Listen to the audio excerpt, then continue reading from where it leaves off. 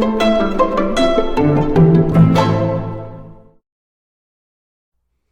morning. My name is Brandon, and I'm an alcoholic and addict in recovery. In the last couple of days, I've been talking about my experience going through residential treatment, how important that was, and what it looked like. And now that's only one experience. There's lots of different types of residential treatment. But I wanted to share that because for me, the fear of going to residential treatment in the first place really was unfounded. Once I got in there, I found it was a place that by and large I could be comfortable, although it was important that I get pushed out of my comfort zone, and that it was an experience that, while sometimes surreal and a little bizarre by nature of what you're doing there, it really was a place where I found the love, the caring, and the tools that I needed to move forward in life, in recovery. So the question toward the end of my stay at residential treatment began, what am I going to do when I get out of residential treatment? And what I had been advised by counselors, by techs, by other people in recovery was to get some kind of post-treatment, post-residential treatment care. That could come in the form of something like a partial hospitalization program, or PHP, where I would go to a center every day to 5 days a week to have further sessions and education about addiction and recovery. It could be an outpatient program where I would go 3 times a week for 3 hours a time to get the same. It could be a combination of both. It could be sober living. That's an option that I did not choose, but I know a lot of people who chose that option as well. Could be attending meetings every day, doing what's called 90 and 90 meetings, where you, for 90 days, you make sure you try to hit 1 meeting a day, or a total of 90 and 90 days.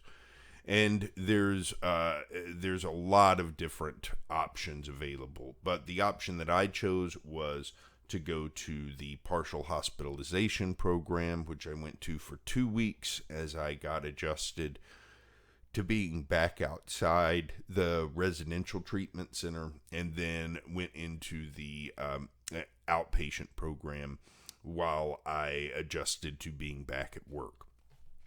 This was critical for me. I cannot imagine having transitioned back into regular life and into my new life of recovery without these two things. For me, and not everybody's the same, but for me, I had a lot of trouble. I was doing well in residential treatment, and by the end, I felt good pretty much all the time. I was feeling great, but I didn't know how to translate those feelings back into the real world. The residential treatment center was a very controlled environment, and how to translate that and then deal with real world problems, even problems as simple as, how do I handle the feelings that arise when I'm out in traffic and people really start to upset me in traffic. Used to, even something like that would be a good reason for me to turn to drugs or alcohol for some relief from the feelings that came up from that event. And so going to PHP and IOP gave me an opportunity to continue engaging with professionals who could give me advice on the kinds of situations that came up in the real world outside of residential treatment that I hadn't had a chance to address in residential treatment, that I wouldn't have even thought about. It was a really awesome opportunity. For me, one of my biggest fears was going back to work. How do I go back to work? I had this very egotistical notion that everybody was going to have some kind of idea and opinion on where I'd been and what I'd been doing. And when clearly, they had not been told anything about where I was or what I'd been doing.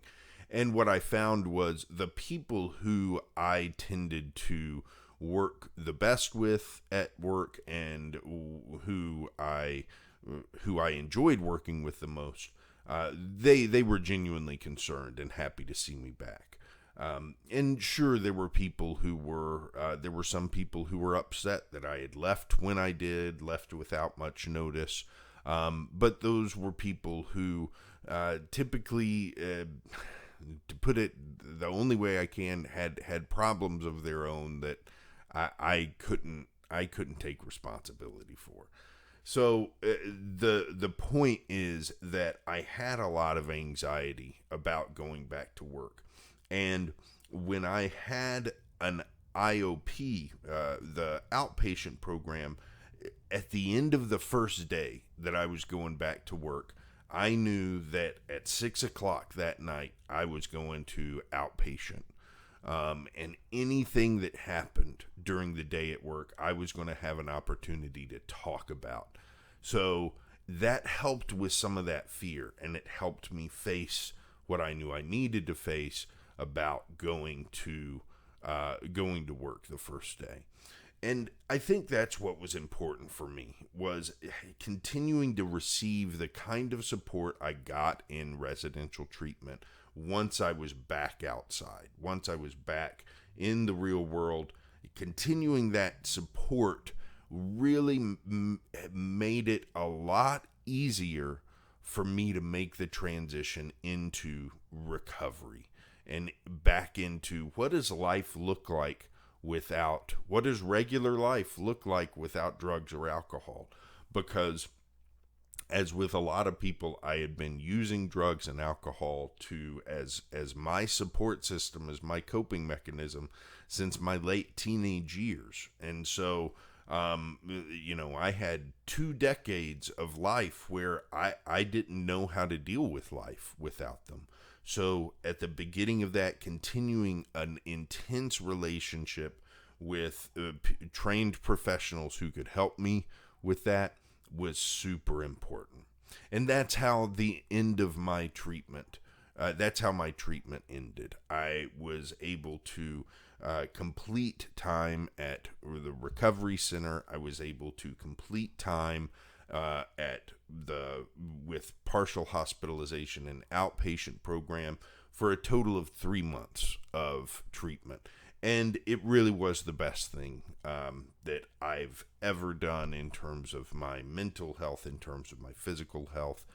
I would strongly encourage, if you feel like you have an issue with a substance use disorder and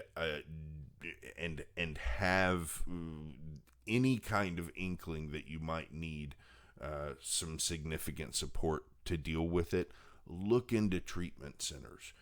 It can be scary to think about leaving your life behind for a month to go do something like this, but I promise you that it's a month seems a lot longer than it really is. It's really not that much time.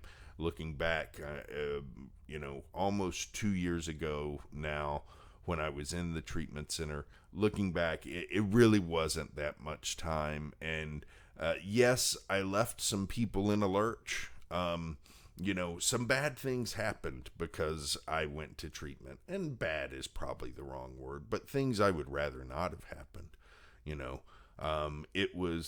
I give you an example. It was the last Christmas that my grandmother was alive and able to spend with family. And those plans were ruined because I went to treatment. Would I do it differently? I wouldn't. Because I needed it at that moment. There was no question. And maybe one day I'll talk about the circumstances around that, because for a long time it caused me a lot of shame that I had been the reason why my family didn't gather that last Christmas that she was able to be with family. But I'm also very certain that if she understood all of the different reasons why that happened and understood the circumstances, she wouldn't have wanted it either. So when you look back, you've got to take into account oh, how badly do I need this? And if you need to get sober, if you need help addressing issues with substance use, a treatment center is a very good option to look into. I would highly encourage it. My insurance paid for an incredibly generous part of it. And even if they hadn't, I know that a lot of treatment centers have programs that they might sponsor people who need financial help going to the center. So don't let any excuses get in your way of looking into it as a possibility. Because there are a lot of us who would not be here and would not be sober without the help we got at residential treatment centers. That's it for today. I'll be back here tomorrow with more.